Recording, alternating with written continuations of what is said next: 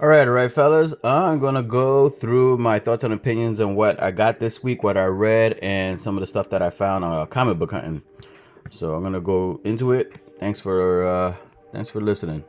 So I got this real quick. You know that I'm kind of still new to the comic books. Been in it for a few years now, but I got this resurgence. This is the final issue of this, the finale. If you're familiar with any of these characters, man, this whole came together in one big battle. It was pretty good. Good. There was a lot going on. Very good story though. If you like all that complex story with a whole bunch of other side stories all coming together, this was pretty cool. I got that just to get it. I think it's going to be significant later on in the future, so I just got it to add to my collection. So I know I was talking about this. The one hand, I'm kind of late to the story, but I read number 2, and this is a really good story. I really recommend this if you're like me and kind of behind on little things and want to hear other people's opinions before you get stuff, before you buy it. Get this, really good, man. This is really good. It reads like a detective crime story. It has drama, it has that grittiness, it has that dark theme to it. It's really good. Art is fantastic. The mood it puts you in, it's good. This thing is reads like also like a grimy detective story that you would watch on TV. So that was a good. I think the whole book is out. If it's not, I'm gonna look for it when it does come out. And I'm gonna get the whole thing. That and the Six Fingers. So I got the In Bloom issue number 2. This also reads like one of those detective grimy stories, drama filled, dark theme. This is really good. It also has to deal with a detective in this world where people are getting bloomed, where they're turning half into a plant. Issue number 1 was intriguing. It got you to read issue number 2. 2 was good. It didn't really answer too many questions, but it kept the story going.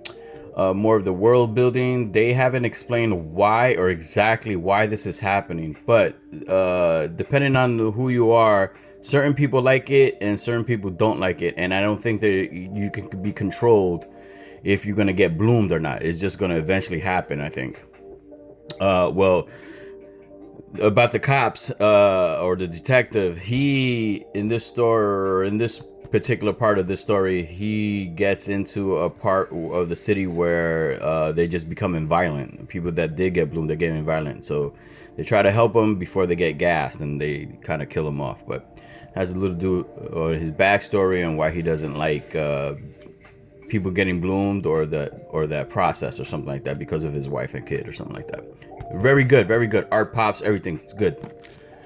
All right, I got this one, the pinup apocalypse.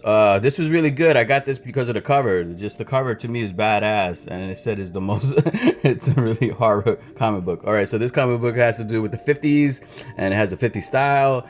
Everything's, if you're into the 50s, this is really good. But it has to do with like horror genre of the 50s. It's really funny. This didn't take itself too seriously.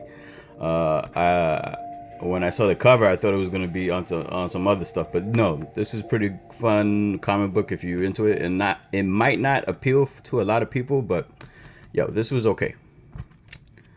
All right, I got this Trample. All right, this was really good. When I first got it, I breezed through it, and I know the art was really good when I breezed through it, man. This is but they didn't have too much of the elephant art in it and stuff like that, but they only showed it like 2 or 3 times. Anyways, the 2 characters that are in this, they're poachers, and I think the overall theme of how it was supposed to be written, it didn't make you like these characters because they were gonna get it at the end and they're poachers. But man, every other word in this is a curse word, is an F word, man. This shit was crazy, man. But it was fun. It was a good read. The art is really good, man. All right, man, the art is really good. These are the creators. I recommend this book as a really quick, good read, just to be entertained. It's good. Art is fantastic. Also, I got this one, The Missing on the Moon. I'm glad I picked this up. This is a jewel to me. This is one of the picks of the week, I guess, for me.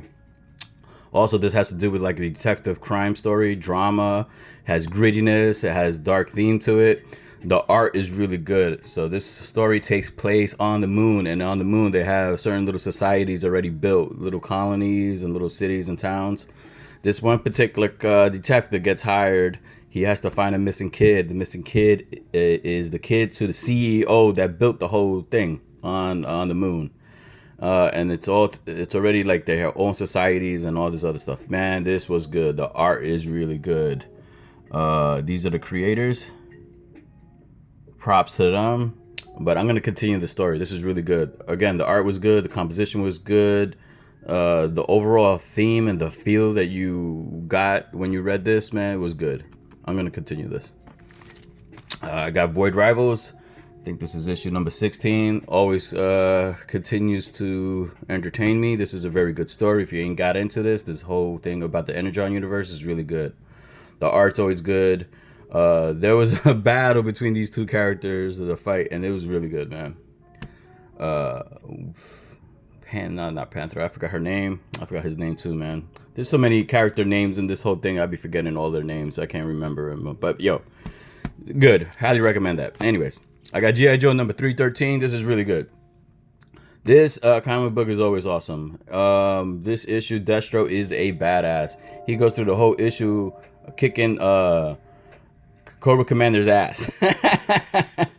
And it was awesome to see the G.I. Joes and the Dreadnoks side by side, standing back and watching Destro do this. This shit was badass, man. This is awesome. This G.I. Joe thing, if you were into the 80s and G.I. Joe, man, this shit it will amaze you.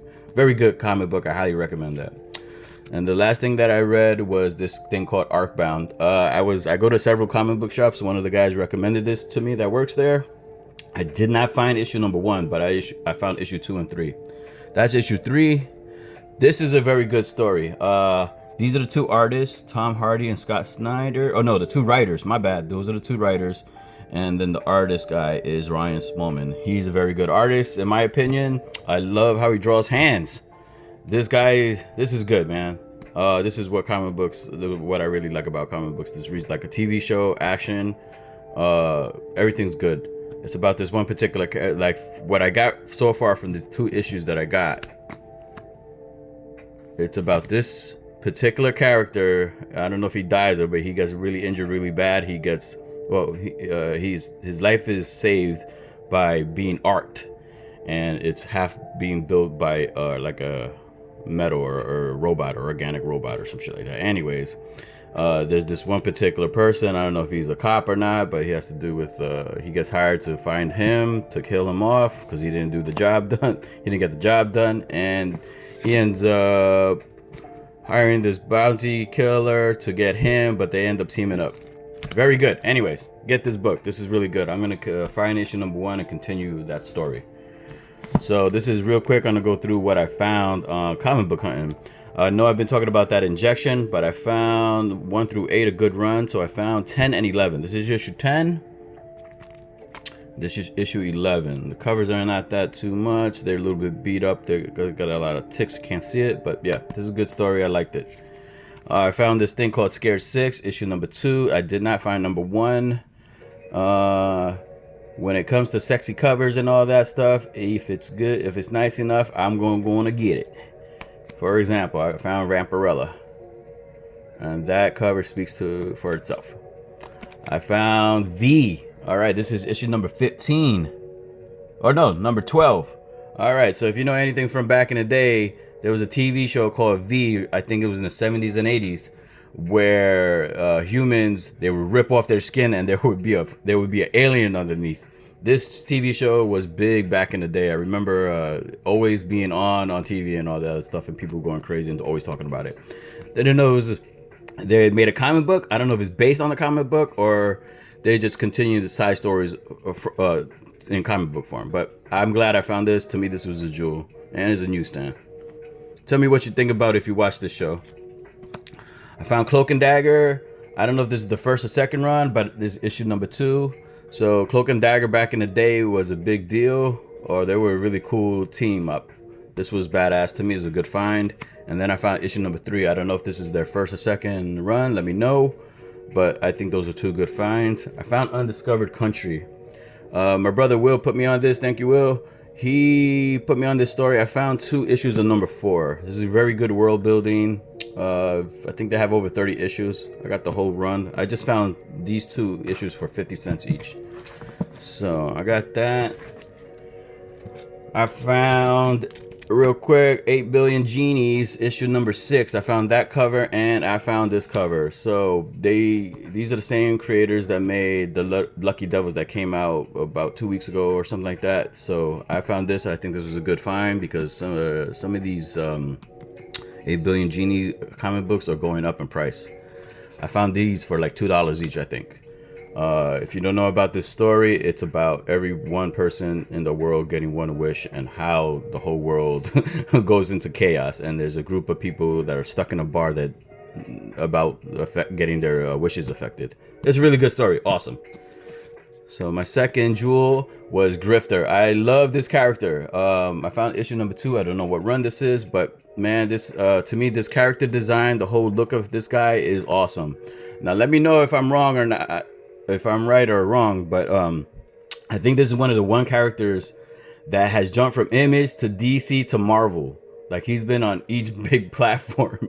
Let me know if I'm right or wrong, but I really like Grifter. So when I find certain issues of this guy, to me, he's a badass, and I think he's from Wildcats too. Badass. All right, so my number 1 find of the whole thing has to be Six Gun issue number 1.